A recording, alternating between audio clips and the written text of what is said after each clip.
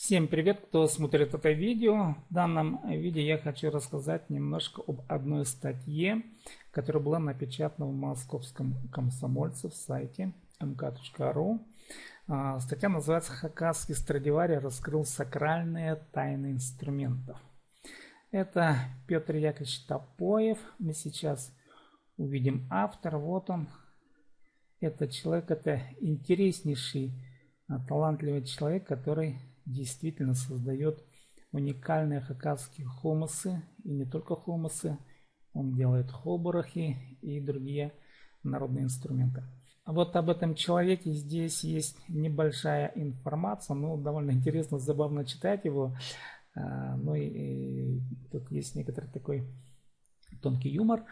Но дело в том, что вот я, откровенно говоря, первый раз вижу и замечаю, что наконец-то Петра Яковлевича отметили на российском уровне. Ну, обратили внимание на этого человека. Ну, одно из их первых изданий, это «Московский комсомолец», напечатал такую небольшую статью. Я думаю, вообще-то это интересно будет, ну, для тех, кто, конечно, интересуется настоящей культурой, настоящей этнической культурой, и не только этнической культурой, вообще искусством. Народным искусством, конечно, в первую очередь. Вы сами прочитайте статью. Я просто делаю видео и выражаю свой восторг по поводу этой статьи. Конечно, еще раз хочу подчеркнуть уникальность явления, имеется в виду Петра Яковлевича Топоева в данном случае, конечно, да, ну и посмотрите интервью, почитайте.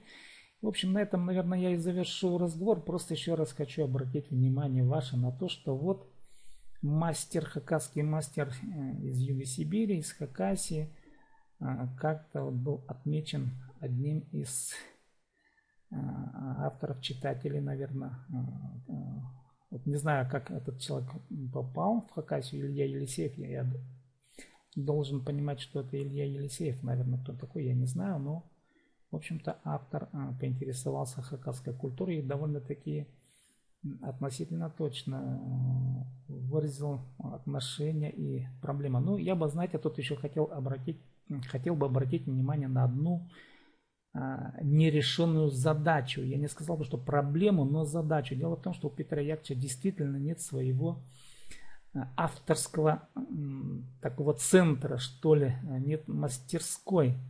И здесь он об этом говорит. Вот это единственная пока печалька, что называется. И, к сожалению, на местном уровне пока эта проблема не решена. Хотя и само явление, это, конечно, величайшее явление. Потому что Петр Яковлевич своей системой мировоззрения, он не только музыкальные инструменты делает, он влияет на окружающий его духовный мир. Это и художник, это музыкант, это поэт, это писатели и все остальные.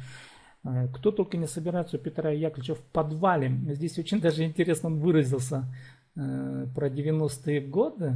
Я даже немножко это позабавил, на самом деле. Вот это, сейчас подождите. Ну, в общем, что он делал в 90-е годы? Говорит, а я, говорит, в подвале просидел.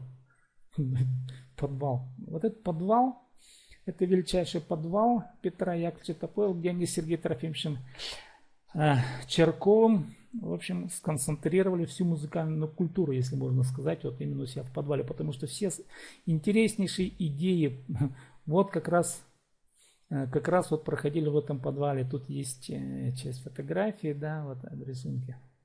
Это уже 2016 год.